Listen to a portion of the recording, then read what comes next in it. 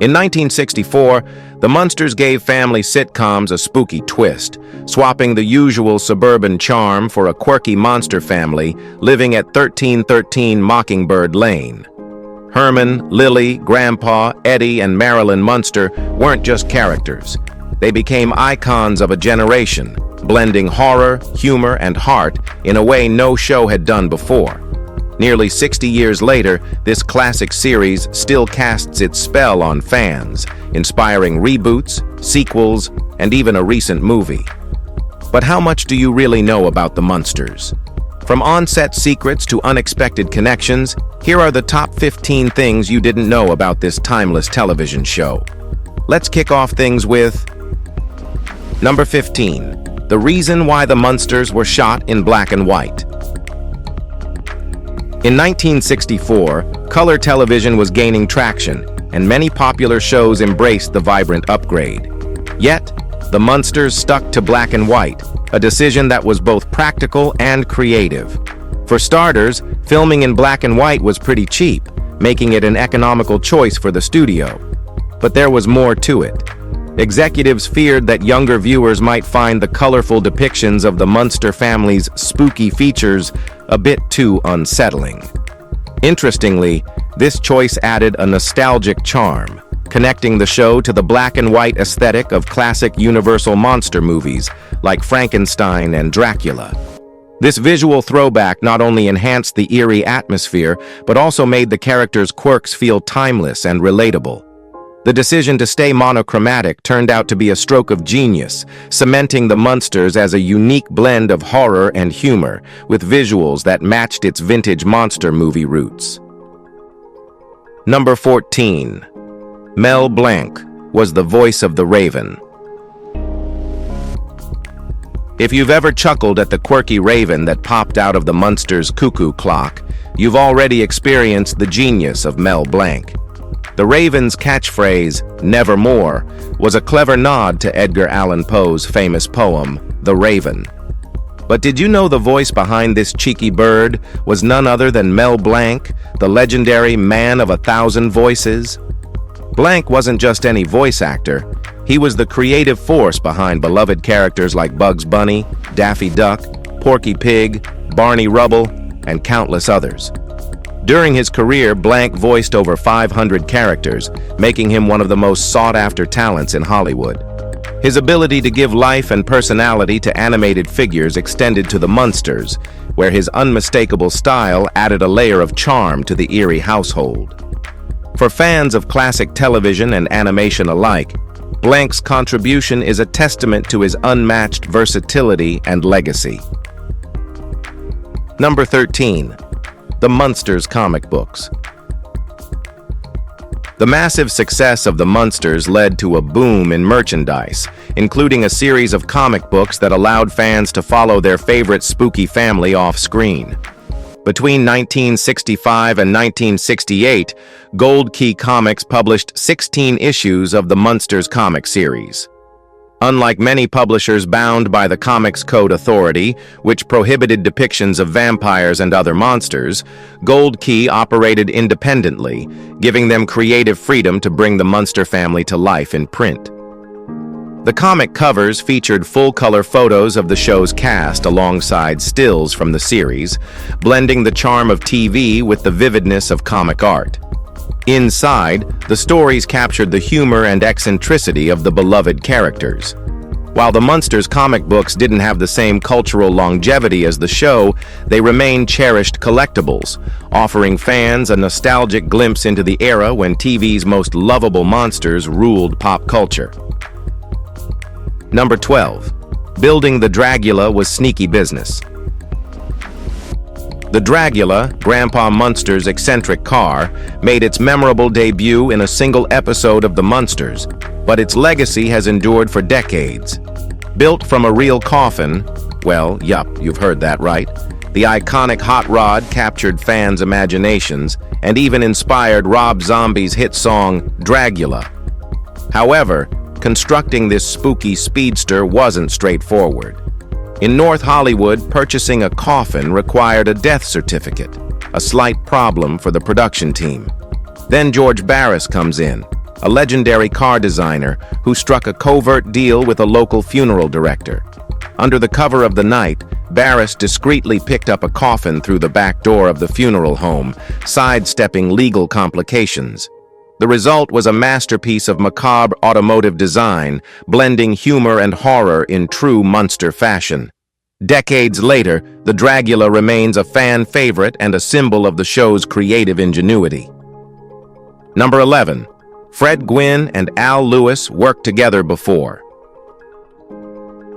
The undeniable chemistry between Fred Gwynne, aka Herman Munster, and Al Lewis, or should we say Grandpa, didn't start with the Munsters. The duo had already honed their comedic partnership on the sitcom Car 54, Where Are You?, which ran from 1961 to 1963. In that series, they played mismatched New York police officers, delivering laughs through their sharp timing and contrasting personalities. Their prior collaboration added depth and authenticity to their roles on the Munsters. Gwynne and Lewis effortlessly portrayed a father-in-law and son-in-law dynamic that became one of the show's highlights. The familiarity they shared allowed them to riff off each other naturally, bringing heart and hilarity to the monster-filled sitcom. Their work on Car 54 even earned accolades, with the show winning the prestigious Outstanding Directorial Achievement in Comedy Award in 1962. It's no wonder their chemistry on the Munsters felt so genuine. It was rooted in years of comedic camaraderie. Number 10. Gwynne and Lewis were concerned about working with Yvonne Carlo. It's hard to imagine anyone but Yvonne Carlo as Lily Munster, the elegant matriarch who brought a touch of grace to 1313 Mockingbird Lane. However, when Carlo was cast, her co-stars Fred Gwynne and Al Lewis were initially hesitant. So what's the reason? Well, it was pretty simple: her Hollywood resume. Carlo was known for her dramatic roles in films like The Ten Commandments, 1956, and her polished persona seemed at odds with the show's campy humor. Fortunately, their concerns were short-lived. Carlo proved to be a perfect fit, effortlessly blending her dramatic flair with a comedic edge. Her chemistry with Gwynne and Lewis became one of the show's highlights, adding depth to the family dynamic. Carlo's performance as Lily Munster not only silenced doubts, but also cemented her place as one of TV's most beloved matriarchs. In fact, Gwynne later said that Carlo was his favorite co-star he ever worked with. Number 9. The cast's chemistry was great, but not all was rosy behind the scenes. On screen, the chemistry between the cast of the Munsters was undeniable. Yvonne Carlo brought elegance and wit to Lily, while Fred Gwynne and Al Lewis added humor and heart. However, off-camera, tensions occasionally simmered. Carlo, known for her meticulous attention to detail, often delayed production with frequent adjustments to her hair, makeup, and wardrobe. Her preference for privacy also led her to spend most of her downtime in her trailer. Despite these hiccups, the cast managed to maintain a professional relationship, delivering performances that fans continue to adore. While minor behind-the-scenes clashes are common in Hollywood, the magic of the Munsters is a testament to the cast's dedication to their craft. Their ability to set differences aside and bring the Munster family to life ensured the show's enduring legacy. Number 8. The connection between Grandpa and Frankenstein's lab. Grandpa Munster's quirky lab wasn't just a random collection of spooky props. It was a homage to Hollywood horror history. The special effects team behind the Munsters included Kenneth Strickfaden, the mastermind behind the iconic laboratory sets in the 1931 classic Frankenstein. Strickfaden's original creations for Dr. Frankenstein's lab, complete with sparking electrical contraptions and eerie machinery, set the standard for cinematic mad science. For the Munsters, Strickfaden repurposed some of these legendary props to create Grandpa's laboratory. This subtle connection tied the show directly to the golden age of monster movies, grounding its campy humor in a legacy of classic horror. It's a detail that added authenticity to the Munster family's spooky charm, bridging the gap between old-school fright and light-hearted TV comedy. Fans of both the Munsters and vintage horror can appreciate this clever nod to the genre's roots. Number 7. The Addams Family coincidence. It's one of TV's most amazing coincidences. The Munsters and the Addams Family premiered within the same week in 1964, each featuring a quirky, spooky family navigating the world in their own unconventional way. While it might seem like CBS and ABC were racing to out-creep each other, the truth is more simple. Neither network knew what the other was planning, and the simultaneous debuts were purely coincidental. Though often compared, the shows had their own distinct flavors. The Munsters leaned into classic monster tropes with characters inspired by Universal Studios' horror icons, while the Addams Family drew from Charles Addams' darkly comedic New Yorker cartoons. Despite their differences, both shows captured audiences' imaginations, redefining family sitcoms with their gothic humor. The coincidence sparked friendly debates among fans, but ultimately, both shows cemented their place as beloved classics. Number 6. The Lost pilot was filmed in color. Did you know the Munsters originally debuted with a pilot that never made it to air? Titled My Fair Munster, this lost episode was shot in color and featured some significant differences from the show we know and love. Most notably, Lily Munster was initially named Phoebe, and Eddie was portrayed by a different actor. While the core charm of the quirky monster family was present, CBS wasn't sold on the original look and feel.